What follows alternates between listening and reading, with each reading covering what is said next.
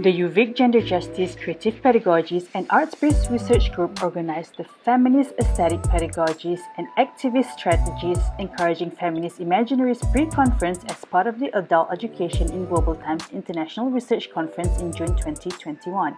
The pre-conference included a participatory Métissage group activity as shared by the participants in this video. The pre-conference was joined by educators and researchers from different parts of the world with their own stories and perspectives of the feminist imaginary. Enjoy!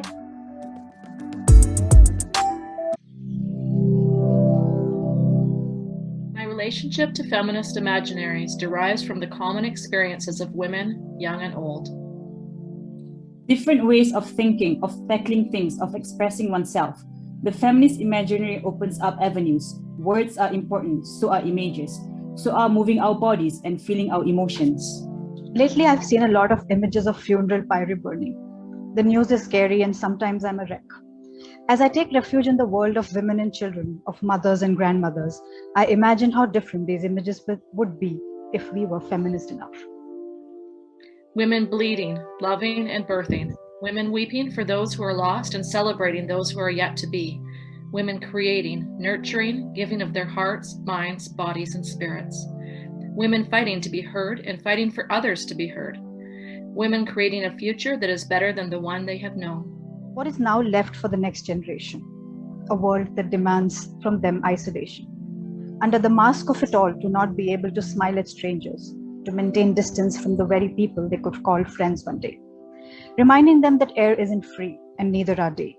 That schools fit in a box and playgrounds aren't real. Different ways to tell a narrative that's been long framed for us women. We have our own voices, we are knowers. It's not new, it's a magnification of the oppression in its deed. So I think it's time that we let women speak. Women, we have our own voices, we are knowers. Women, we have our own voices, we are knowers. Women, we have our own voices, we are knowers. Now listen to us. Imagining a better world together. A single story is a dangerous narrative. I am of my mother, but my father is honored by the taking of his name and the putting aside the mothering lineage that gave seed a place. To tell another story, to retell the story, to restory the story for only one version is a dangerous thing. A true feminist is a sister, a friend. I had no female friends. My schoolmates bullied me, and I was not ready for conflict then, when it was the right moment. Artifacts of my stories mediate my feelings. Memories that threaten to rupture the safety of stories I've carefully crafted over years. I tell of a herring rake my father made that evokes laughter, that covers up lots of feelings I try to bury. The story keeps arising, and I shape it into something palatable. What is your relationship to feminist imaginaries? My relationship with feminist imaginaries is recent, but it's also the part of me that I didn't know existed. Sometimes I don't feel like a feminist. What does it even mean to be a feminist? Can I be true to myself and the other women when I call myself a feminist?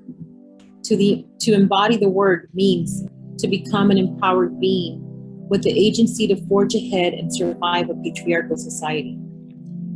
The story of seed that takes its place in a fertile home, becoming what its seeding desires, many possibilities. One story is too dangerous, one fixed in time and in the words of the storyteller.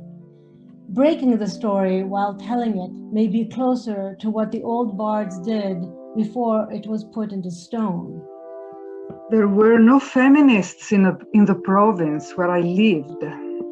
I tell stories that come from childhood, that at the same time evoke memories and rupture the containment that is my life. I am sometimes afraid to create responses in others that will provoke anger or ridicule. I stay silent. I try to stay calm, but my face all too often reveals what I intend to hide. But do I also feed into the patriarchal society? You bet I do. Even that has some meaning to me. A feeling, the feeling of am I doing myself justice? Am I being a true feminist if I'm acceptable of feeding a patriarchal society? The stone as the narrative is dangerous. No one stone is the same, no narrative mimics another, even when the story is told the same way every time. There are multiplicities locked in stones. Remember differently. The rupture is not dangerous. It is how the wound is healed, a liquid flow before it becomes an object for another telling. Later, I met the intellectual bourgeois feminists in Milan and always felt excluded, an outsider. I was afraid to show my fundamental ignorance. So I am left with swirling fragments of joy, tempered by anger or fear, humor that quickly devolves into shame. Where am I left? Who am I actually? And what should I remember? What thought should I dance with? And what should I dance away from? What does it mean to be a feminist? Why do I feel the need to fit a standard?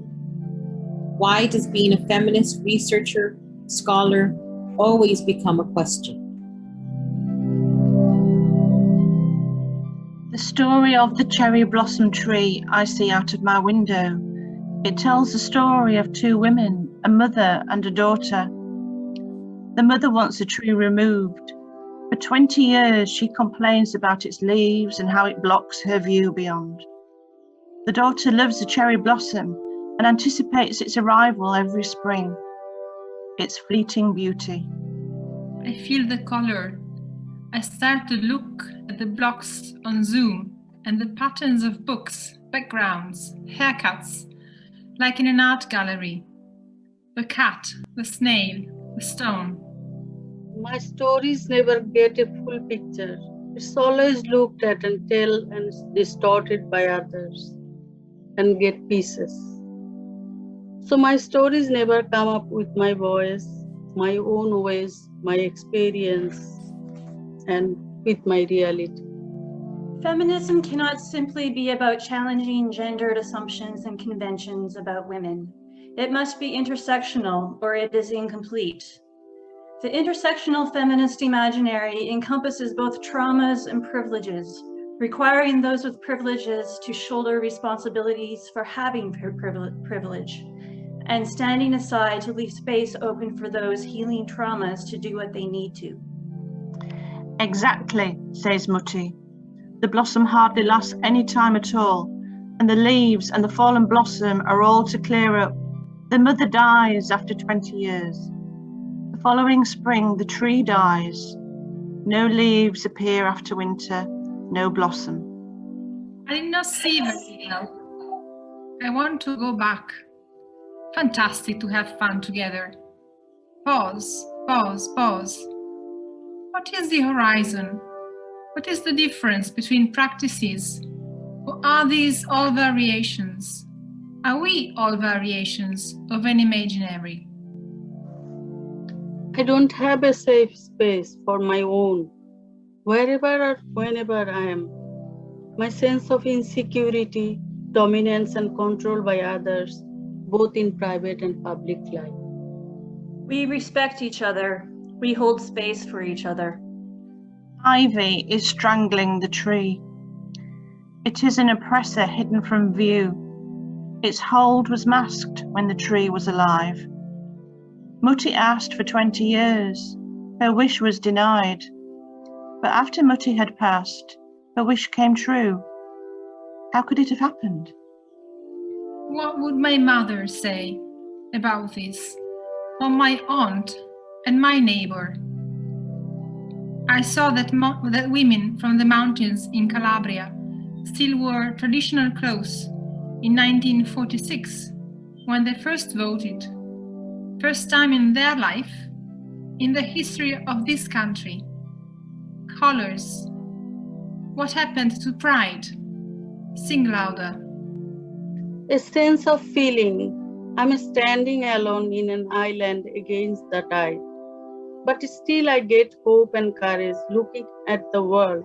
So many feminist sisters are around with me to fight for our cause. স্রোতের বিপরীতে এই দীর্ঘ পথ চলা, সেনাবাহিনী থেকে আকাশে উড্ডয়মান, তবু নারীর জীবনের যে অন্ধকার, তাকে ঘিরে যে ধর্ম রাজনীতি, শক্তি রাজনীতি, আধিপত্যবাদের কিছুই মুছে যায়নি। কোন শক্তির কাছে মুক্ত চিন্তা, মুক্ত বুদ্ধির মানুষেরা বারবার পরাজিত হই? মনে হয় নোম্যান্স আইল্যান্ডে দাঁড়িয়ে আছি একা।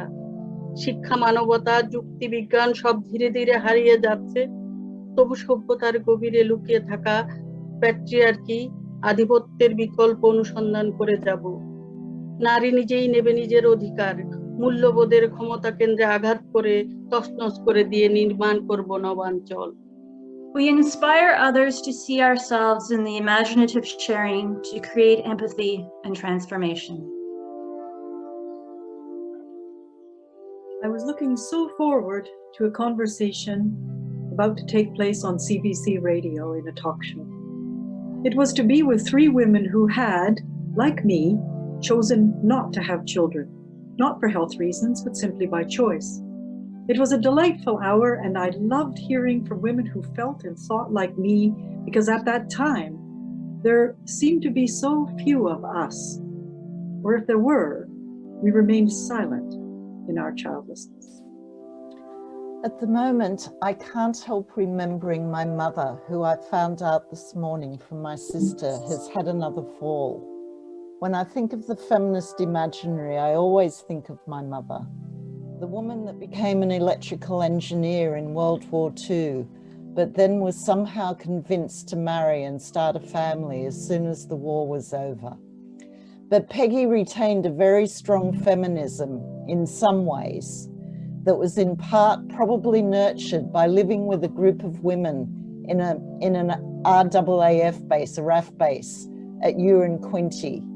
What unceded land was that? Nei mesi scorsi, in una conferenza Zoom, ho ascoltato la testimonianza di una donna che ha scelto di non avere figli. Era stata la prima volta che ascoltavo una storia del genere. Le sue parole mi hanno toccato. The following week, the host returned, and his voice was, well, very different, in fact, extremely altered. He explained that although he had hosted some of the most difficult and divisive conversations over his 30 years of time on radio, he had never received the volume, literally thousands, nor the extreme messages filled with hate that he had read and heard following his conversation with the three women who had chosen not to have children. The remembering room. Remembering is such a strong feeling, an etching, deep, acidic, fumes, smells, the scent of memory, the cooking for weddings, the fish dishes for my wedding from the fish that Willie caught. How does this connect with feminism? The girl who married at 19 and had a daughter at 20 and then tried to be an artist. Attualmente in Italia i media, i politici e i giornali parlano del calo della natalità solo come un grande problema. Io, che non ho figli, vorrei ascoltare le storie delle donne senza pensare che le loro scelte possono rappresentare un problema da risolvere per il nostro paese, che continuiamo a chiamare patria. As I listened to what the commentator was reading, to the death threats and to the messages of sheer violence, I began to sob. My husband found me crying in the kitchen. He asked me what was wrong, and I said, "They are talking about me."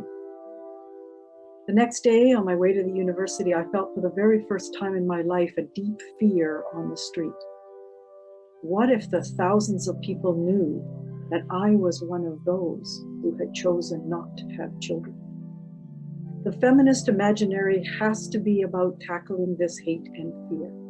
We have a choice.